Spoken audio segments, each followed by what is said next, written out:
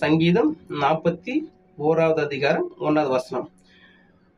சிறுமைப்பட்டவன் மேல் சிந்தையுள்ளவன் பாக்கியவான், தீங்கு நாளில் கர்த்தர் அவனை விடுவிப்பார். இன்னொரு டைம் சொல்றேன் ஃப்ரெண்ட்ஸ். சிறுமைப்பட்டவன் மேல் சிந்தையுள்ளவன் பாக்கியவான், தீங்கு நாளில் கர்த்தர் அவனை விடுவிப்பார். ஓகே ஃப்ரெண்ட்ஸ், ஸோ இதான் ஒரு குட்டி வசனம். இந்த வசனத்தோட கருத்து என்னன்னா ஃப்ரெண்ட்ஸ், இப்படி வாழ்க்கையில் நிறைய பேர் வந்து கஷ்டப்படுறாங்க. உடல்நல குறைவுள்ளவர்கள், வேலைக்கு போக முடியாத சுச்சுவேஷனில் இருக்கிற உதவி கஷ்டப்படுறாங்க, ரொம்ப ஏழைகளாக இருக்கிறாங்க.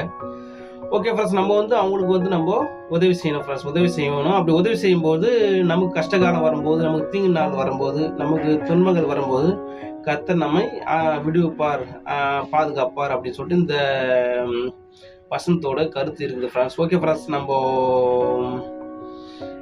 இதான் ஃப்ரெண்ட்ஸ் இந்த வசனத்தோட கருத்து. நான் ஒரு சின்ன தாட்ஸும் கூட ஷேர் பண்ண விரும்புகிறேன் ஃப்ரெண்ட்ஸ். என்னன்னா ஃப்ரெண்ட்ஸ், என்னன்னா உதவி செய்ய வேண்டும். யாருக்கு உதவி செய்ய வேண்டும்? நீதிமொழியில் பார்த்தீங்கன்னா, செய்யத்தக்கவர்களுக்கு, அதாவது உதவி யார் செய்யணும்? செய்யத்தக்கவர்களுக்கு உதவி செய்ய வேண்டும் அப்படின்னு சொல்லிட்டு ஒரு வசனம் இருக்கு ஃப்ரெண்ட்ஸ்.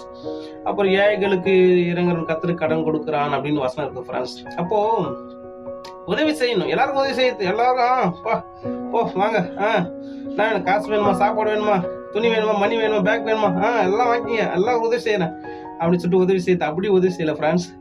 உதவி வந்துன்னா செய்யத்தக்கவர்களுக்கு செய்யணும். யாருக்கு உதவி செய்யணும்னா,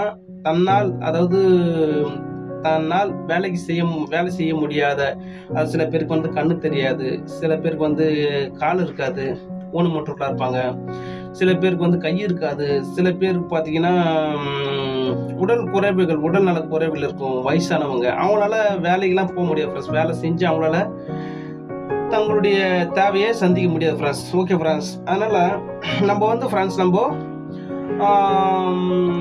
தங்களால் வேலை செய்ய முடியாத இயலாத நபர்களுக்கு தான் நம்ம வந்து உதவி செய்யணும் ஃப்ரெண்ட்ஸ். மற்றபடி வந்து இவங்களுக்கு தான் உதவி செய்யணும், இவங்க தான் செய்யத்தக்கவர்கள், இவங்க தான் பாத்திரர்கள், இவங்க தான் பாத்திரவாங்க, இவங்களுக்கு உதவி செய்யணும் ஃப்ரெண்ட்ஸ்.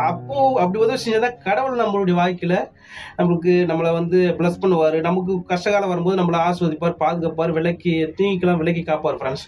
அதை விட்டு சில பேர் என்ன பண்ணுவாங்க, நிறைய பேர் அதெல்லாம் விட்டுட்டு நிறைய பேர் என்ன பண்ணுவாங்க, கை கால் நல்லா இருக்கும், நல்லா இருப்பாங்க, சோம்பேறில இருப்பாங்க. இந்த சோம்பேறி என்ன பண்ணுவாங்க, உதவி செய்வாங்க பாருங்க.